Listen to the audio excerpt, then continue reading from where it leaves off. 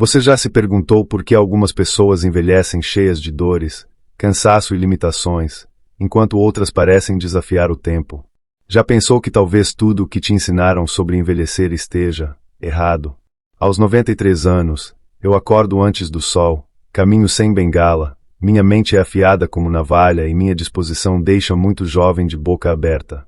E não tem nada a ver com genética, dinheiro ou sorte. A verdade é que existem hábitos, simples e poderosos, que quase ninguém conhece, e eles mudaram completamente o rumo da minha vida. Durante décadas, eu segui o que diziam ser normal para um idoso: repouso, comida leve, medicamentos para tudo e a aceitação silenciosa da decadência. Mas dentro de mim, algo sempre gritou: isso não pode ser tudo. Eu sentia que havia uma outra maneira de viver, algo que os anos e o mundo estavam escondendo de mim. Quando comecei a questionar essas verdades tão certas, encontrei respostas que ninguém me ofereceu nos consultórios, nas conversas de bar ou nos programas de TV. E foi ali, na dúvida, que a transformação começou. Lembro como se fosse ontem da primeira vez que experimentei o primeiro desses 7 hábitos. Foi como acender uma luz num quarto escuro onde vivi por anos. Meu corpo respondeu, minha mente clareou e a tristeza que me acompanhava em silêncio simplesmente se dissipou. O mais assustador era algo tão simples, tão acessível, que me perguntei por que ninguém falava sobre isso. Um hábito puxou o outro, como peças de dominó, e cada pequena mudança revelava uma nova versão de mim mesmo, mais forte, mais leve, mais viva. Não pense que foi fácil.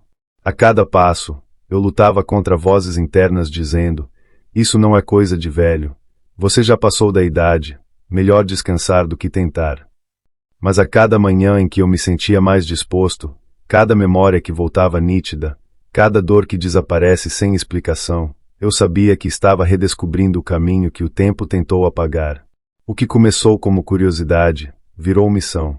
E agora, aos 93, eu posso dizer com toda convicção: tenho mais energia do que quando tinha 60, talvez até mais do que aos 40. Se você chegou até aqui, algo dentro de você também sabe que tem algo errado com o que nos fizeram acreditar sobre o envelhecimento. Você sente que existe um outro jeito, e está certo. Esses 7 hábitos não são moda, nem segredo guardado por monges no Himalaia. Eles estão ao seu alcance, e eu vou te mostrar cada um, sem rodeios. Mas te aviso, cada detalhe importa. Pular um segundo que seja, pode ser como deixar cair a chave que abriria a porta da sua nova vida. Então, venha comigo. O que você vai descobrir agora pode mudar tudo. Para sempre. Comece o dia com 20 minutos de silêncio absoluto. Esse foi o primeiro hábito que transformou completamente a minha vida. Parece simples, eu sei. Mas não se engane, é uma das coisas mais poderosas que já experimentei. Durante muito tempo, eu acreditava que começar o dia respondendo mensagens, ligando a TV ou tomando café correndo era normal. Só que esse normal estava me matando aos poucos. O dia já começava me puxando para fora de mim mesmo. Eu vivia reagindo, nunca guiando. Foi então que decidi fazer diferente. Acordar antes de tudo e de todos, e me sentar em silêncio. Nada de música, nada de celular.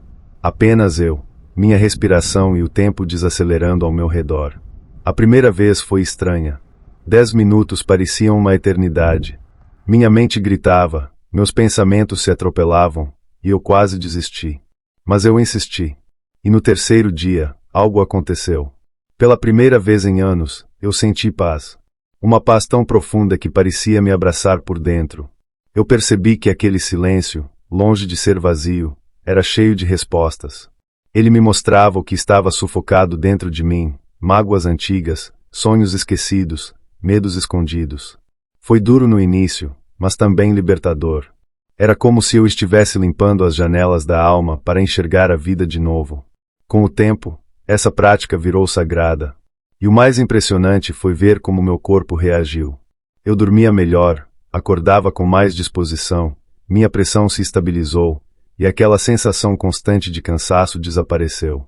Até minha memória melhorou. O silêncio não apenas acalmava minha mente, ele restaurava meu sistema inteiro. Eu percebi que viver sem silêncio é como tentar ouvir uma orquestra no meio de um terremoto. Tudo vira ruído, confusão, desgaste. Mas no silêncio, a melodia da vida volta a tocar. O mais triste: quase ninguém faz isso. Estamos tão viciados em estímulo que esquecemos o poder de parar, de respirar, de escutar o que está dentro. Muita gente me pergunta: mas só isso muda alguma coisa? E eu respondo com firmeza: não só muda, salva. Porque o silêncio da manhã não é ausência, é presença. Presença de espírito, de propósito, de verdade.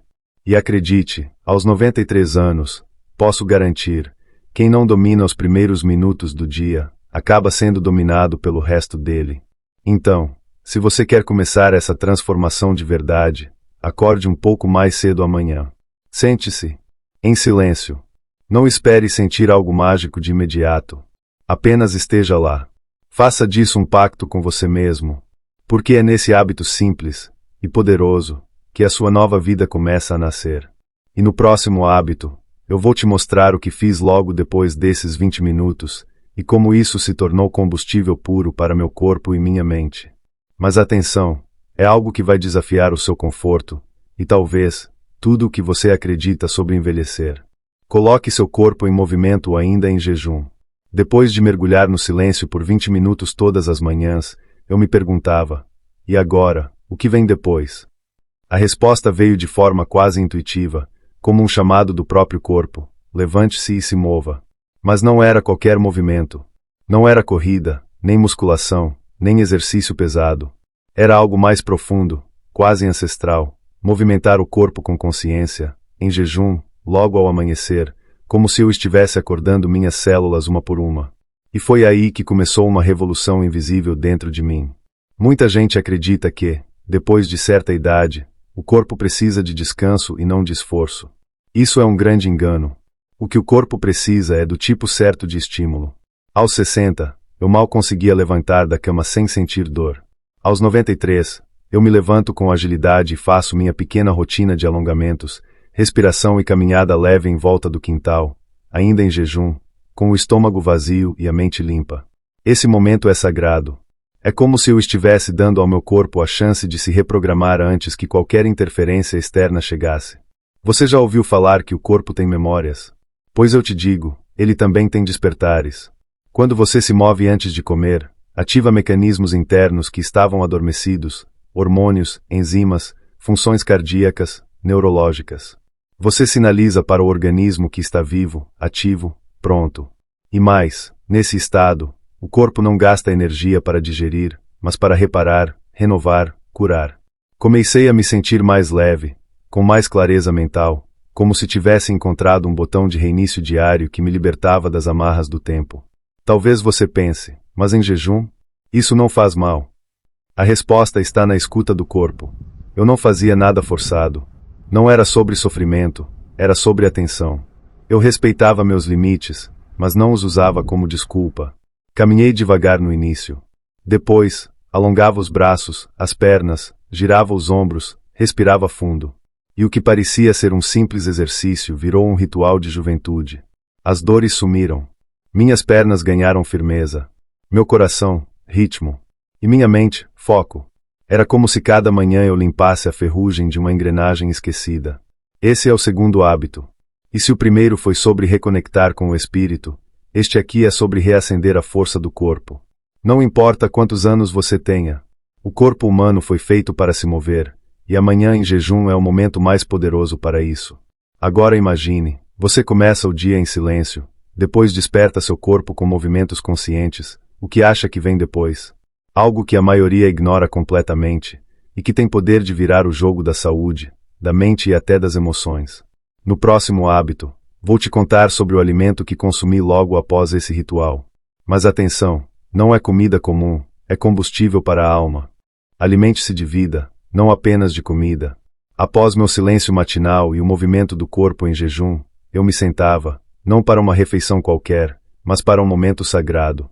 E foi aqui que descobri o terceiro hábito que mudou tudo: comer com intenção, escolhendo alimentos vivos, coloridos e vibrantes, como se eu estivesse me nutrindo de vida, não apenas de calorias.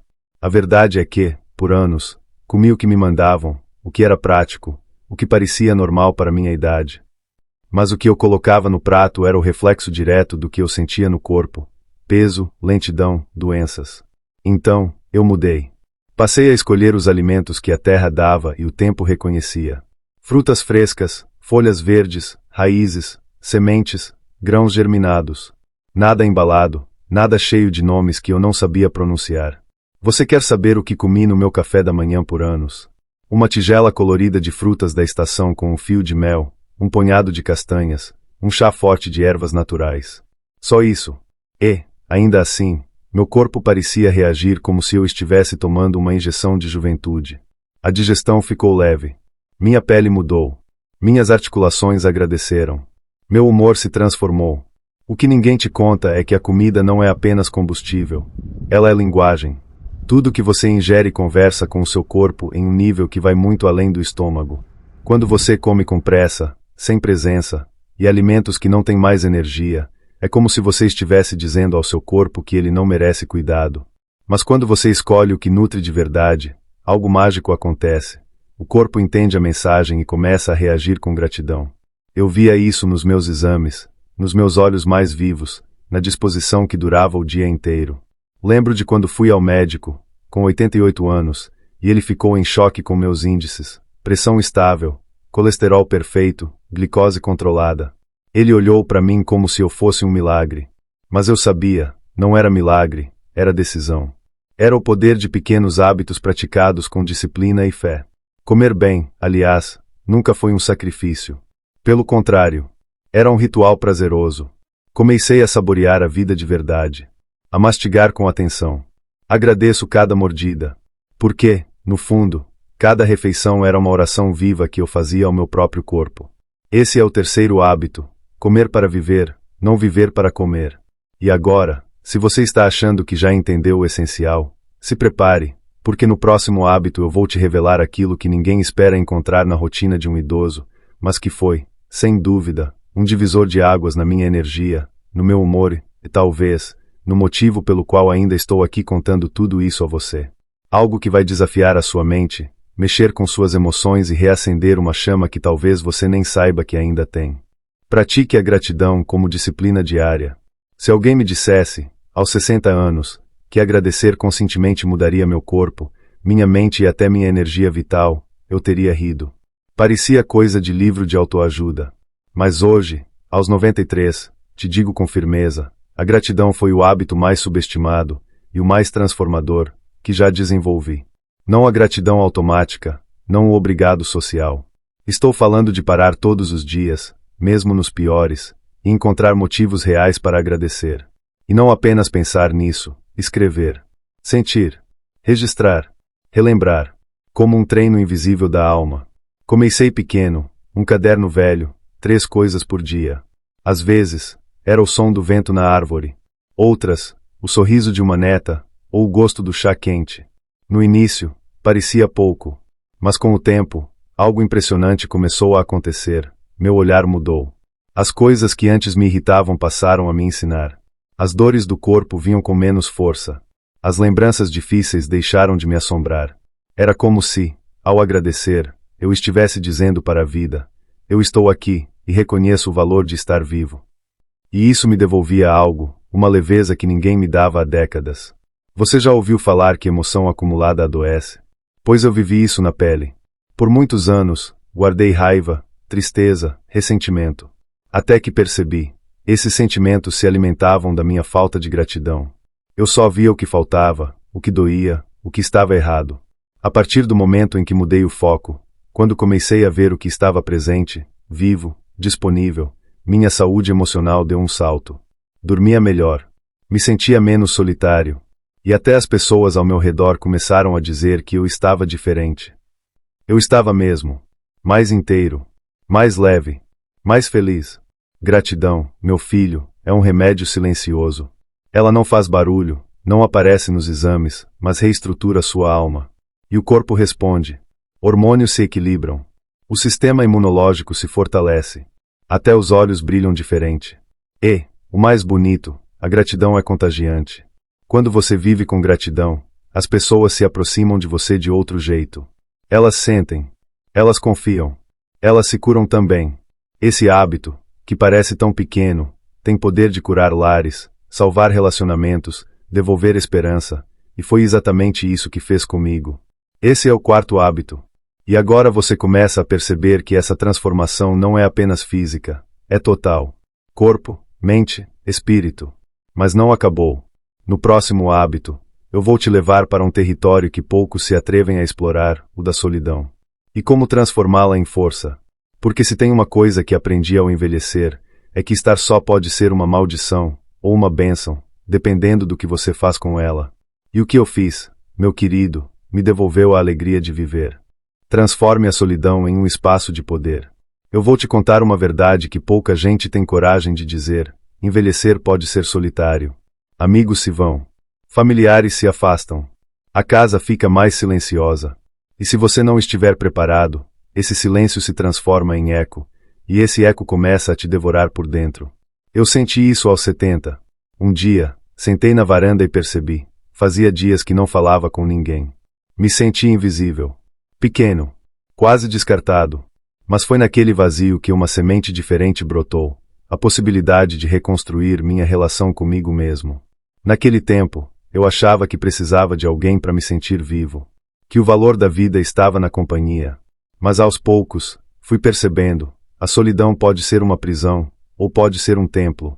Tudo depende de como você entra nela. Eu decidi entrar como quem entra num mosteiro, com reverência, com propósito. Comecei a caminhar sozinho, a conversar em voz alta comigo, a escrever cartas que nunca enviei, a rir das minhas próprias lembranças. E em pouco tempo, percebi, eu estava me tornando meu melhor amigo. Minha companhia favorita. Meu próprio lar. A partir daí, as manhãs solitárias viraram encontros sagrados comigo mesmo. Passei a entender meus silêncios, meus medos, meus limites. E sabe o que é mais louco? Foi nesse processo que as pessoas voltaram a se aproximar de mim, como se percebessem que eu não precisava mais delas para ser inteiro. A solidão deixou de ser ausência, e virou presença expandida. Eu comecei a escutar melhor, a olhar com mais profundidade, a oferecer conselhos não porque me sentia útil, mas porque eu era útil. Me tornei mais sábio, mais centrado, mais livre. Esse hábito me ensinou que a solidão não é sobre estar sem ninguém, é sobre estar consigo mesmo de forma verdadeira. Muitos fogem dela, se distraem, se ocupam demais, mas nunca enfrentam o espelho. E aí, passam a vida fugindo de si mesmos. Eu, ao contrário, fui ao encontro. E encontrei um universo dentro de mim. Relembrei dores da infância, perdoei pessoas que já tinham partido, chorei memórias que eu havia enterrado. E nesse processo, me curei de dentro para fora. Aos 93, não temo mais o silêncio da casa, porque o barulho da minha alma está em paz. Esse é o quinto hábito. Talvez o mais difícil, mas também o mais revelador. E se você chegou até aqui, eu te peço, não pare. Porque no próximo hábito, eu vou compartilhar algo que as pessoas acham que é exclusivo da juventude, mas que eu só descobri de verdade depois dos 80.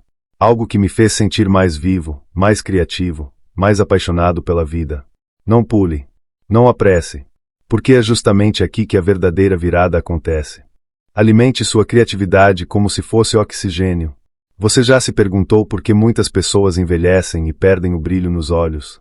Não é só por causa das rugas, das dores ou da lentidão dos passos. É porque, em algum momento, elas param de criar. Pararam de imaginar, de inventar, de sonhar. E quando isso acontece, a alma começa a murchar. Eu descobri isso tarde, confesso. Só fui me dar conta aos 81, quando um neto me deu um caderno em branco e disse: "Vovô, escreve aí sua história." No começo, achei bobeira. Mas aquele caderno virou uma porta. E por trás dela, eu encontrei uma jovem que ainda morava em mim. Comecei a escrever.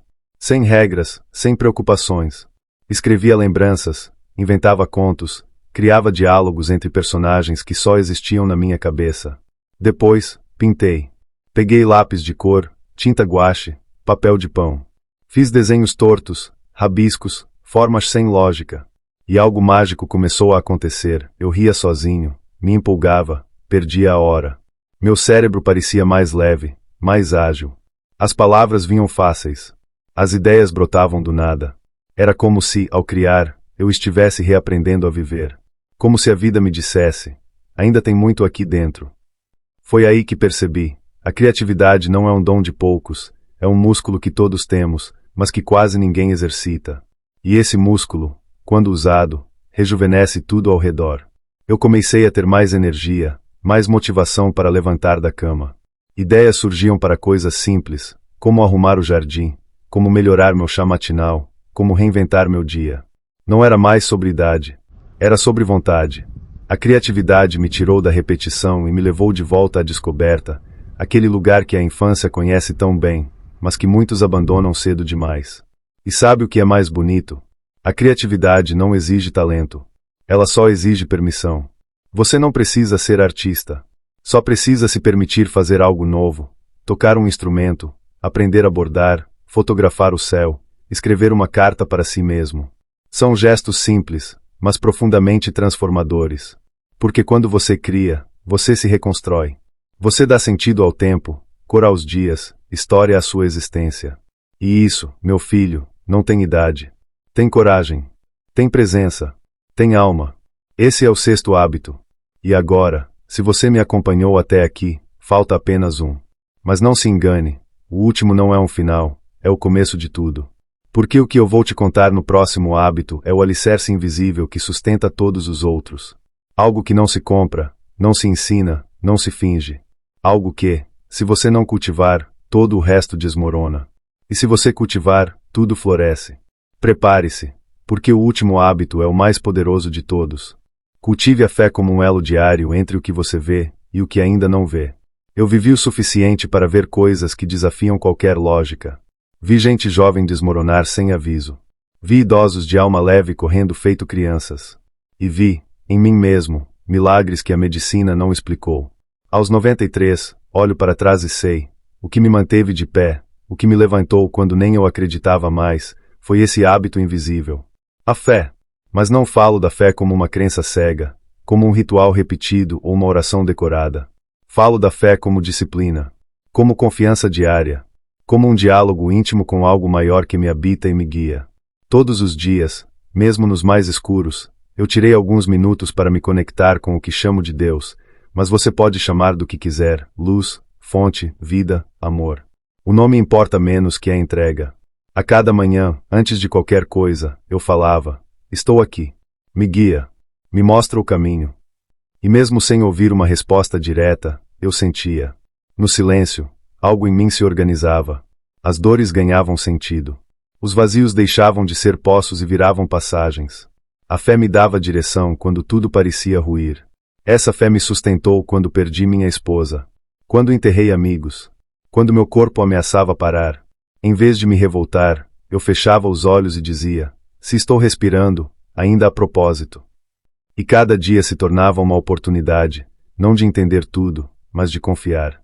A fé me ensinou a aceitar o que não controlo, a entregar o que me pesa, a caminhar mesmo quando não vejo o fim da estrada. E essa entrega me deu uma paz que nenhum remédio, nenhum médico, nenhum livro me ofereceu. As pessoas acham que fé é sinônimo de religião. Não é, fé é presença. É entrega. É esperança ativa. Não é esperar de braços cruzados, é agir com o coração erguido. É acreditar que o bem ainda vence, que a dor pode ensinar, que a vida sempre tem algo a revelar, mesmo na última curva. Com a fé, eu atravessei tempestades com o peito aberto. E não foi porque eu era forte, foi porque eu sabia que não estava sozinho. Nunca estive. E você também não está. Esse é o 7º e último hábito. Mas como te prometi, ele é a origem de todos os outros. Porque sem fé, você desiste do silêncio, abandona o corpo, se alimenta mal, esquece da gratidão, teme a solidão, sufoca sua criatividade. Mas com fé, você recomeça. Você se reconstrói. Você vive. E se você chegou até aqui, não pense que isso foi por acaso. A vida te trouxe até esta mensagem por um motivo. Talvez seja a hora de despertar algo em você que estava adormecido há tempo demais.